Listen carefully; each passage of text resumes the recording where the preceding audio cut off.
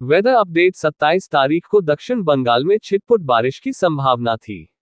लेकिन कल से यानी 28 तारीख से दक्षिण बंगाल में लगातार 3 से 4 दिनों तक बारिश बढ़ेगी, साथ ही तेज हवाएं 60 से 70 की रफ्तार में चलेगी और गरज के साथ बारिश होगी। দক্ষিণবঙ্গের জন্য আজকের দিনটা অর্থাৎ 27 তারিখ প্রধানত বিক্ষিপ্ত বৃষ্টিপাতের সম্ভাবনা থাকছে।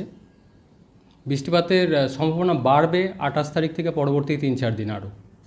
গতকাল বেশ খানিকটা থান্ডারস্টর্ম অ্যাক্টিভিটি হয়েছে দক্ষিণবঙ্গের জেলাগুলিতে, বিভিন্ন জেলাগুলিতে বজ্রবিদ্যুৎ সহ দমকা হাওয়াও ছিল।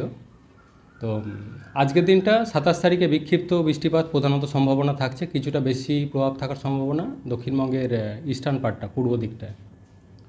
28 তারিখ থেকে সম্ভাবনা বাড়ছে আরও বৃষ্টিপাতের পরবর্তী 3-4 দিন।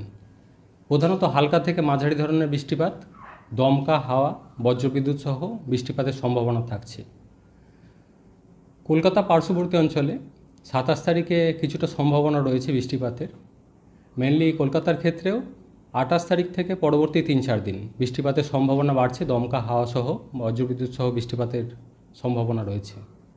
প্রভাব বেশি থাকার সম্ভাবনা রয়েছে মেনলি 27 তারিখে কিছুটা ইস্টার্ন পার্টটায়, আর মেনলি সম্ভাবনা বেশি রয়েছে এবং প্রভাব বেশি পড়ার সম্ভাবনা রয়েছে 28 তারিখের পশ্চিমের জেলাগুলোয় দক্ষিণবঙ্গের। কোথাও কোথাও দমকা হাওয়া 60 থেকে 70 কিলোমিটার প্রতি ঘন্টায় থাকার সম্ভাবনা রয়েছে 28 তারিখে, বিশেষ করে পশ্চিমের জেলাগুলোয় দক্ষিণবঙ্গে।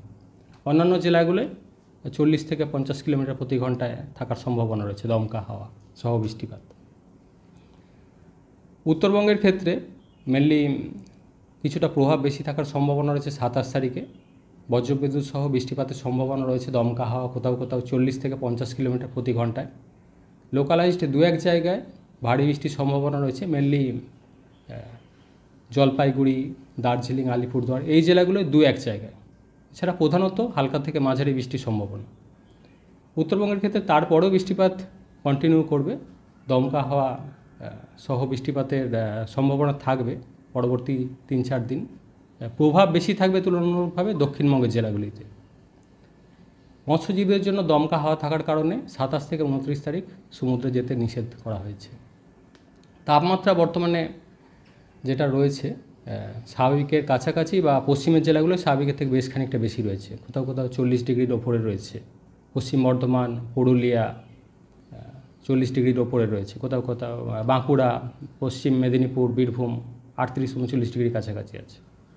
তো আগামী 3 দিনে তাপমাত্রা অনেকটাই কমে যাওয়ার সম্ভাবনা রয়েছে, প্রায় 3 থেকে 5 ডিগ্রি মতো তাপমাত্রা কমে যাওয়ার সম্ভাবনা, এবং সেটাই কন্টিনিউ করবে তারপরে পরবর্তী 3-4 দিন। কলকাতা পার্শ্ববর্তী অঞ্চলে দিনের সর্বোচ্চ তাপমাত্রা আজকে 27 তারিখ 34 ডিগ্রি কাছাকাছি থাকার সম্ভাবনা রয়েছে। পরবর্তী 3 দিনে সেটা আরও বেশ খানিকটা কমে 30 বা 31 ডিগ্রি কাছাকাছি চলে আসার সম্ভাবনা রয়েছে। আপনার সোশ্যাল মিডিয়াতে একটা লেখা ঘুরে বেড়াচ্ছে 30 তারিখ মারাত্মক গরম পড়ার সম্ভাবনা। এইটা নিয়ে কি বলবেন? মানে এটার কি কোনো রকম ভিত্তি আছে কোথাও?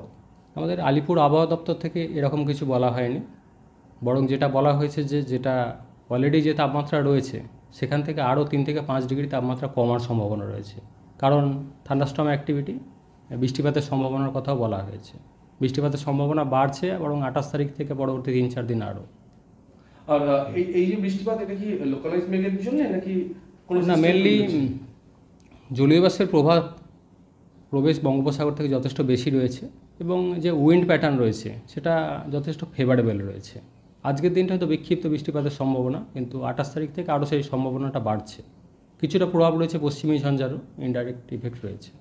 ওভারঅল এটা জলীয় বাষ্পের প্রবেশ বেশি এবং ফেভারেবল উইন্ড প্যাটার্নের জন্য। কলকাতার ক্ষেত্রেও বৃষ্টিপাতের সম্ভাবনা 28 তারিখ থেকে বাড়ছে, 27 তারিখেও কিছুটা সম্ভাবনা রয়েছে বৃষ্টিপাতের, তবে 28 তারিখ থেকে বৃষ্টিপাতের সম্ভাবনা আরও বেশি হচ্ছে কলকাতা সহ দক্ষিণবঙ্গের অন্যান্য জেলাগুলিতে।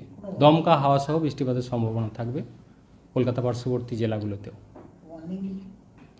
ওয়ার্নিং বলতে যেটা বজ্রবিদ্যুতের সতর্কতা রয়েছে, দমকা হাওয়া, লোকালাইজড 2-1 জায়গায় শিলাবৃষ্টি বা ভারী বৃষ্টিরও সম্ভাবনা থাকছে দক্ষিণবঙ্গের ক্ষেত্রে। মেনলি যেটা আজকে বলা হয়েছে 27 তারিখে নদিয়া, পূর্ব বর্ধমান এই জেলাগুলো 2-1 জায়গায় শিলাবৃষ্টির সম্ভাবনা রয়েছে। এটা অনেকটা লোকালাইজ, শিলাবৃষ্টিটা লোকালাইজ ধরে হয়, ফলে এটা একটু শিফট হতে পারে, স্পেশাল শিফট হতে পারে।